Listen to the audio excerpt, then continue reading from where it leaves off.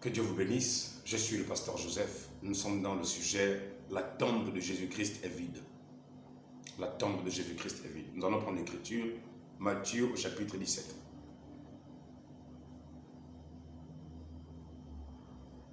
Matthieu chapitre 27, s'il vous plaît. C'est dans le téléphone que je vais le lire à chaque fois. Matthieu chapitre 27, il est écrit « Dès que le matin fut venu, tous les principaux sacrificateurs et les anciens du peuple tinrent conseil contre Jésus pour le faire mourir. Après l'avoir lié, ils l'emmenèrent et le livrèrent à Ponce Pilate, le gouverneur. Puissance politique, puissance religieuse, puissance politique se ligue contre le Messie. Alors Judas, qui l'avait livré, voyant qu'il était condamné, se repentit et rapporta les 30 pièces d'argent aux principaux sacrificateurs et aux anciens, en disant « J'ai péché en livrant le sang innocent ». Ils répondirent « Que nous importe, cela te regarde ». Judas jeta les pièces d'argent dans le temple, se retira et alla se pendre. Les principaux sacrificateurs les ramassèrent et dirent « Il n'est pas permis de les mettre dans le trésor sacré, puisque c'est le prix du sang. » Donc Jésus-Christ a été vendu pour de l'argent. Et aujourd'hui, des pasteurs, des hommes viennent prêcher l'évangile, prophétisent, prédisent des choses pour de l'argent. Ils sont purs, ils sont pires que Judas Iscariote. Toute personne qui prophétise, qui prêche, qui annonce des choses pour récolter des sommes d'argent, peu importe l'onction qu'il a, peu importe le miracle qu'il fait, peu importe le prodige qu'il fait, c'est un Judas Iscariote moderne aujourd'hui. Il trahit Jésus. Parce que Jésus-Christ a dit, vous avez reçu gratuitement, donné gratuitement. Aucune prophétie ne doit se vendre. Aucun miracle ne doit se vendre. Après en avoir délibéré, ils achetèrent avec cet argent le champ du potier pour le sépulcre des étrangers. Vous voyez que c'était pour nous les étrangers que Jésus-Christ a été estimé à 30 pièces d'argent. Parce que selon la prophétie, le champ qui devrait être acheté sera le champ des étrangers. Donc les Juifs rejettent le Mashiach et maintenant ce sont les nations, les étrangers que nous étions. Ce qu'on appelait des incirconcis, c'est nous maintenant, par la grâce de Dieu, le prix, en fait la mort de Jésus nous offre une route, une voie qui nous conduit jusqu'à la personne du Seigneur Jésus.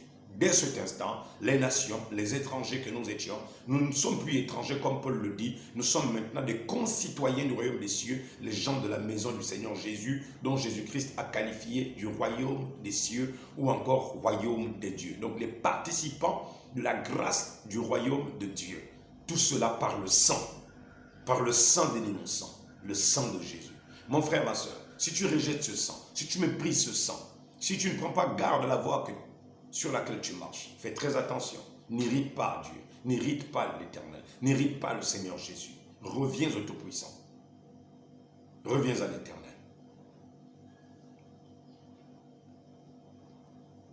C'est pourquoi ce chant a été appelé le chant du sang jusqu'à ce jour. Alors s'accomplit ce qui avait été annoncé par Jérémie le prophète. Ils ont pris les 30 pièces d'argent, la valeur de ce qui avait été estimé, qu'on a estimé de la part des enfants d'Israël. Et ils les ont donnés pour le champ du potier, comme le Seigneur me l'avait ordonné. Comme le Seigneur me l'avait ordonné.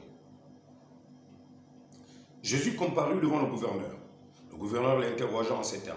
« Es-tu le roi des Juifs ?» Jésus lui répondit, « Tu le dis. » Mais il ne répondit rien aux accusations des principaux sacrificateurs et des anciens. Alors Pilate lui dit, « N'entends-tu pas de combien de choses il t'accuse ?» Jésus ne lui donna de réponse sur aucune parole, ce qui étonna beaucoup le gouverneur. À chaque fête, le gouverneur avait coutume de relâcher un prisonnier, celui qui demandait la foule.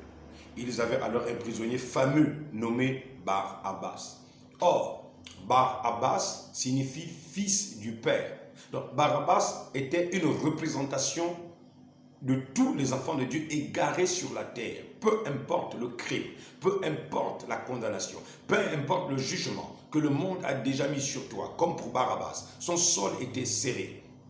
Son sort était scellé. Sais-tu mon frère, sais-tu ma soeur, que si Bar-Abbas, le chemin de Bar-Abbas, n'avait pas croisé le chemin du destin de Jésus, Bar-Abbas aurait été le troisième larron à être crucifié sur la croix. Sais-tu que si Jésus, il y avait eu un décalage seulement d'un jour de sa condamnation, c'est Barabbas qui allait être la troisième personne à la croix. C'est Barabbas qui allait être le troisième criminel. Parce qu'ils étaient deux assassins à la croix. L'un à gauche de Jésus, l'un à droite. Celui qui devrait être au milieu, c'est Barabbas. Mais Jésus-Christ, par le destin et la prédestination de Dieu, selon l'élection de Dieu, selon le dessein de Dieu, il préfigura toi, moi, ma vie, ta vie, immonde, sale, impur, immoral, plein de condamnation, impur, souillé, pour que nous puissions quitter ce mauvais chemin.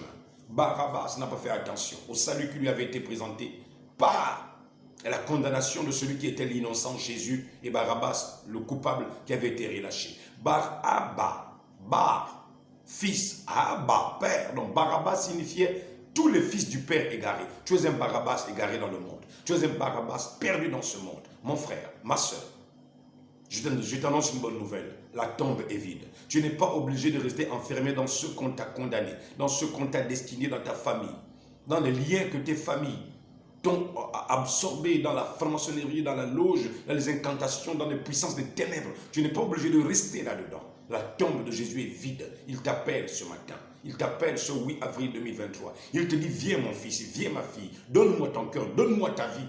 Et je te ferai sortir. Si je suis sorti de la tombe, toi aussi je te ferai sortir. Si les démons, les puissances des ténèbres n'ont pas pu m'empêcher de réintégrer mon corps, de ressusciter, toi aussi, personne ne peut fermer la porte que j'ouvre. C'est pourquoi la Bible dit, toutes les portes que Dieu ouvre, personne ne peut les fermer. Et toutes les portes que Dieu ferme, personne ne peut les ouvrir. Quelle grâce, quelle gloire de croire à la personne du Mashiach, de croire à la personne du Seigneur Jésus. La tombe est vide. Jésus-Christ est ressuscité. Voilà la Pâque que je t'amène, quelle que soit la maladie, quelle que soit la souffrance, quelle que soit la douleur. Répète-le, confesse-le, dis-le à Satan. Tu as été vaincu. La tombe est vide, Satan. 1900 ans plus tard, la tombe est vide. 1900 ans plus tard, Israël n'a pas de roi. Pourquoi? Parce que Jésus-Christ est le roi d'Israël. Même s'il a été mal couronné, même s'il a été rejeté, c'était pour toi, Barabbas. C'était pour toi, mon frère, où que tu me suivras, dans quel pays, de quel monde où tu me suivras. Je te dis, la tombe est vide. C'était pour ta libération. C'était pour ta restauration. C'était pour ton rétablissement. Accepte Jésus. Tu es un Barabbas. Tu es une Barabbas. Accepte Jésus. Reviens à l'Éternel. Abandonne ta mauvaise voie. Ne sois pas comme Barabbas. Barabbas était ingrat. Il a commencé à gonfler les épaules. Il a pensé à sa célébrité. Et comme certains Romains en voulaient, comme certains Juifs en voulaient aux Romains, ils étaient fiers des crimes que Barabbas commettait. Barabbas était un vrai criminel, mon frère. Mais regarde, la providence, la grâce, l'élection de Dieu. Jésus va prendre la place d'un criminel, d'un assassin. Tout ça pour te dire que quel que soit ce que tu as fait, tu es un Barabbas. Tu es un fils du Père égaré dans le monde. Ne pensez pas que le plus grand crime, c'est tuer. Même forniquer, c'est un crime devant Dieu. Mentir, c'est un crime devant Dieu. Se masturber, c'est un crime devant Dieu. Voler, c'est un crime devant Dieu. Mentir, c'est un crime devant Dieu. Il n'y a pas de grands crimes, il n'y a pas de petits crimes. Le péché, c'est le péché. Mais regardez, qu'est-ce que Dieu nous donne comme message? Il nous donne comme message par la vie de Barabbas. Il nous dit, quel que soit ce que tu as fait, mon fils a pris ta place. Lui, l'innocent, a pris la place du coupable. Quel que soit ce que tu as fait. C'est pourquoi Barabbas te représentait. Pour te dire, quel que soit là où tu es tombé, où tu penses que tu as rétrogradé, et tu ne peux plus revenir au Seigneur, je t'annonce ce matin. Je t'annonce ce matin, cours après le Seigneur Jésus. Retourne dans une église, donne ta vie au Seigneur. Relance-toi dans la prière, relance-toi dans la méditation. Jésus est à la porte. Bientôt, il va enlever son église. Bientôt, son église partira dans l'enlèvement. La colère de Dieu va s'abattre sur les peuples et sur les nations. Où vas-tu passer l'éternité, mon frère? Ma soeur, où vas-tu passer l'éternité? La tombe de Jésus-Christ est vide. 1900 ans plus tard. Tourne tes regards vers le Seigneur Jésus. Détourne-toi du mal. Abandonne le mal. Poursuis le bien. Pendant qu'il était assis au tribunal, car il savait que c'était par envie qu'ils avaient livré Jésus. Pendant qu'il était assis sur le tribunal, sa femme lui fit dire qu'il n'y ait rien entre toi et ce juste, car aujourd'hui j'ai beaucoup souffert en songe à cause de lui. Même la femme de Pilate va faire plusieurs rêves. Elle va dire, n'ai aucun problème avec ce juste. Cet homme est juste. Le criminel, ce Barabbas. Si l'on te met sur un dilemme où tu dois choisir entre Barabbas ou Jésus, libère Jésus. Mais non, mon frère, lui le juste est devenu injuste. Pour toi, pour moi. Moi l'injuste, je suis devenu juste. Jésus-Christ a pris mon injustice. Jésus-Christ a pris mon crime. Jésus-Christ a pris mon vol. Jésus-Christ a pris ma méchanceté. Pour que moi je devienne juste. Sais-tu pourquoi Dieu va détruire la terre maintenant? Comprends-tu pourquoi il va détruire la terre? Parce que nous avons méprisé son salut. Parce que nous avons méprisé son nom. Parce que nous avons méprisé le travail de son âme. Qui vint sur la terre pour nous pardonner, nous justifier, nous amener à une parfaite connexion avec Dieu, l'Éternel, le Père, qu'il a incarné, qu'il a habité. Le Dieu de toute la création, l'Éternel, Yahvé Adonai. Mon frère, ma soeur, détourne tes regards du péché. Reviens vers l'Éternel. Abandonne ta mondanité. Reviens à l'Éternel. Arrête de spéculer. Arrête de réfléchir. Arrête de raisonner. Jésus-Christ est bel et bien mort et ressuscité. Tu pars à l'école, on t'enseigne avant Jésus, après Jésus. Tu peux douter de ça? Tu peux aussi douter d'Israël qui est resté 1900 ans sans un roi. Israël a toujours eu des rois. Israël a toujours eu des rois. Et le Messie qui devait venir devenir un roi, il a été mal couronné à la croix. Le roi mal couronné.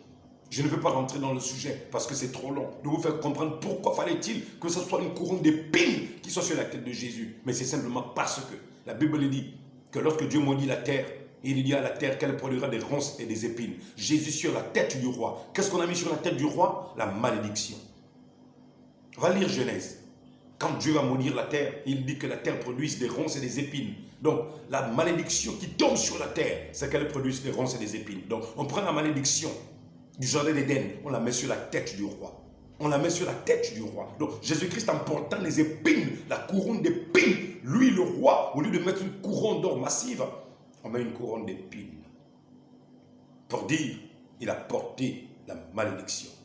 La malédiction s'est mise au-dessus de lui. Pourquoi, mon frère? C'était pour toi. Pour te dire, quelle que soit la malédiction dans laquelle tes parents t'ont plongé, quelle que soit la forme de malédiction dans laquelle Satan t'avait prophétisé, t'avait déclaré, je dis, je déclare, je prophétise au nom suprême de Jésus, tu es libre ce matin. Ce 8 avril 2023, tu es libre maintenant. Reçois ton salut, reçois ta restauration, reçois ton établissement, reçois ta guérison au nom suprême de Jésus. Et je t'annonce ce matin, tu es libre. Sors de la tombe, sors de la grotte, là où Satan t'avait plongé dans le chaos. Tu es né de nouveau maintenant, sors de là. Suis Jésus librement maintenant. Marche avec Jésus librement.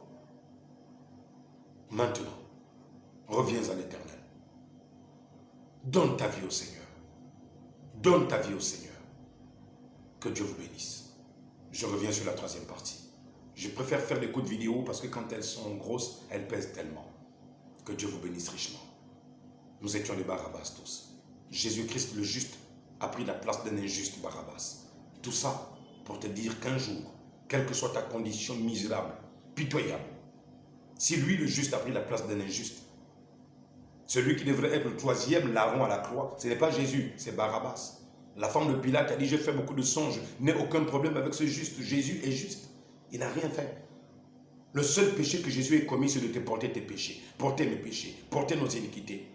Et la seule faute que Jésus a commise, c'est de prendre ta place, c'est de prendre la place de Barabbas. Tu es un Barabbas, tu es une Barabbas.